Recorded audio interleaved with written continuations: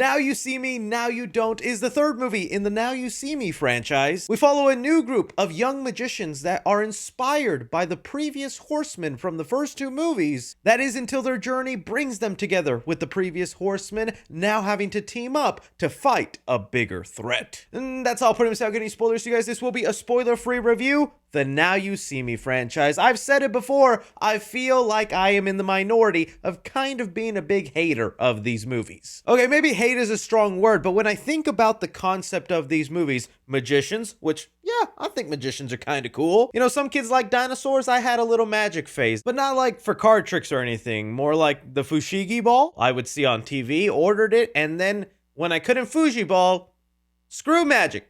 I was done with it. But sidetracking, magicians, cool. And then a heist movie. Love me a good heist movie. Who doesn't like to see someone robbing a bank or taking a bunch of money and watching that unfold? When you combine the two things together, this should be my favorite franchise of all time. But unfortunately, when I saw the first two Now You See Me movies, I was not impressed. If anything, I was very let down. The first one is passable to me, and I can find some enjoyment in watching it. But the second movie really sealed the deal in me going, these aren't for me. I'm happy for those people who look at like the card trick scene and put their hands behind their head, eyes wide, and go, even though that does nothing for me because it's an entire CGI effect and not an actual magic trick. And that was my biggest problem. I know they're movies and you're supposed to suspend your disbelief, but these people who are just regular people felt like they were actual wizards pulling real magic tricks out of their butts with no logic and reason. And that really took away from like the heist element because it just felt like they could snap their fingers, money would be in front of them,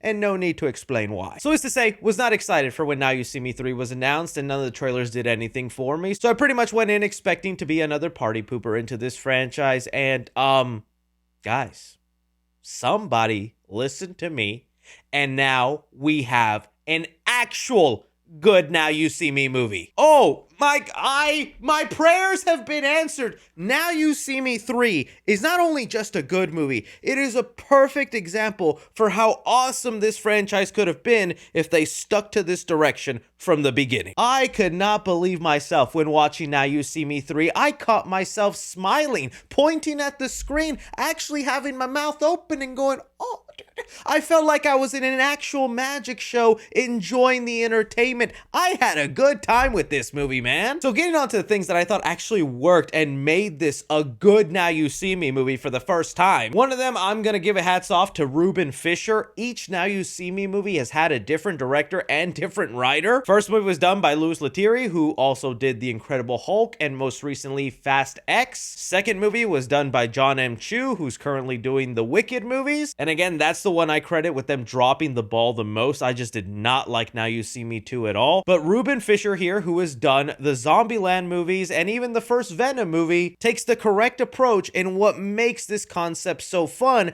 keeping the magic grounded and realistic. While of course there is still some kind of movie hoopla and things that are a little kind of exaggerated, I would say for 80 to 90% of the movie, all the magic scenes done have a clear and logical explanation. We know this because the movie puts a genuine effort to not only show you the trick, have your mind blown, but like in a good heist movie, they reveal how the trick is done, and that honestly makes it more entertaining. Some would argue that once you know how the magic trick is done, well, the magic is ruined and it's over. That might be the case if you're paying for like a Las Vegas show or a guy performing magic on the street. One of my favorite parts of a good heist movie is that ending scene, like in an Ocean's 11 movie where they reveal how they actually pulled off the trick. It kind of feels like the end of a Saw movie and you're finding out everything. And this movie does it for almost every big trick and action scene that they have, and I loved it for it. It kept everything realistic and grounded and reminded us that these are just people at the end of the day and not actual wizards. And the opening scene is a perfect example of that and is a great direction for this series. The other thing I thought they do really well is this almost feels like the Fast Five of the Now You See Me franchise. While it's definitely turned me, someone who's not a fan into the series, to an actual enjoyer now of this movie, if you were a fan of the last two movies, I feel they find a perfect way to blend in characters from the first movie and then characters from the second movie, all into this third movie. The way they actually do that, and it feels so naturally integrated into the story and what they're going with, really did kind of remind me of how well they did it in like Fast 5. That's also goes for the newcomer magicians in here, because I was also skeptical about them. I was like, I already barely like the original Four Horsemen. I don't know how much I'm gonna love this new young group of kids that sometimes can be handled so cliche, because sometimes they'll be there just to kind of one up the old cast members, rub it in their face, and while there's definitely tension and moments where characters have to get along, for the most part, these new young magicians were very welcome members to the film. And that doesn't go for just one of them. All three of them. Justice Smith, who as an actor himself has come such a long way from the early movies I knew him in, where he was mainly the annoying character that was like in Fallen Kingdom, Detective Pikachu. He's really enjoyable in this, and he's like the big magic nerd that knows all the lore and history about magic. Dominic Sessa, who plays Bosco, is this different kind of illusionist who is more of an impressionist, and some of those scenes he gets where he has to imitate other cast members or characters within the movie to serve the heist, I really enjoyed. And Ariana Greenblatt. The movie finds a way to have each one of these members have a moment to shine. I was even taken aback by how like serious the story sometimes treated the characters. This feels like the best script in all three of the movies. There's a genuine love and attention to the strengths of each character. Heck, even the villain of the movie, played by Rosamund Pike, what a great villain. She's able to have a lot of great one-on-one conversations with the Horsemen, is able to actually come off intimidating and smart. And I even found a great payoff for the villain that they set up with this movie by the end of the film, because as you know, most of these movies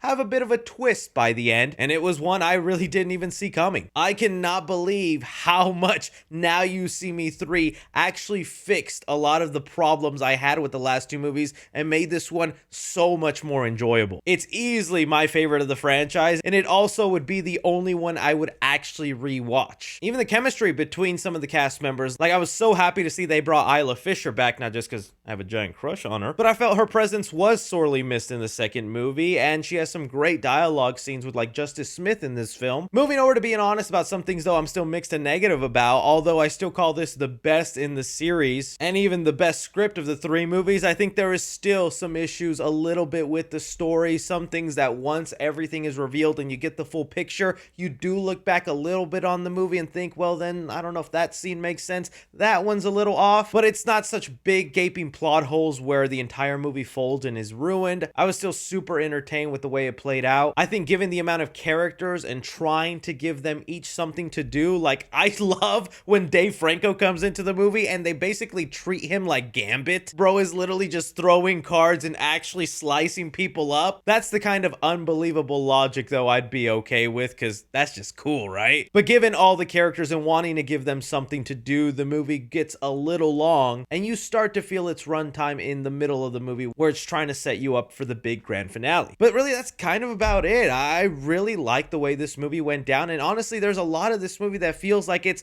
almost an homage in paying respects to just the art of a magician, which I know feels like kind of an obvious thing this franchise should do, but it actually felt like the first time the movie was actually paying that love and tribute where the other two films didn't. So man, finally, we got a good movie in this series. So when it comes to Now You See Me, Now You Don't, I'm gonna give Action 3.5 stars. I actually think they have a lot of fun action scenes. All stuff that I said still feels grounded and realistic and not too out of nowhere. And heck, not even really an action scene, but there's an entire scene where characters are just going one by one, showing off simple magic tricks, and I ended up really liking that scene. Comedy in the movie, I'm gonna give it 3 stars. I felt like there was a good amount of jokes all around. I caught myself laughing out loud a couple of times. There's actually really great banter and chemistry between all the cast members, old and new. Drama in the film, I'm gonna give it 3.5 stars. It's a much more interesting and better heist movie than the last two. And suspense in the movie, I'm gonna give it 3 stars. Overall, feel like they play it safe, but you do wonder how a couple of things will pan out. But I don't think you're on the edge of your seat too much. You're more just being entertained. While looking at the 3 C's, I think you could go into this movie kind of casually, although you get that added bonus of sitting through the last 2 movies. There's actually a better payoff in this movie to go through those. But I think cinephiles will be the ones most enjoying this because they finally found a perfect balance of magicianing and heisting, while critics will still be kind of harsh on some of the contrived elements of these kind of movies. So for Now You See Me, Now You Don't, I am shocked. I am going to be saying I think this movie is worth watching in theaters.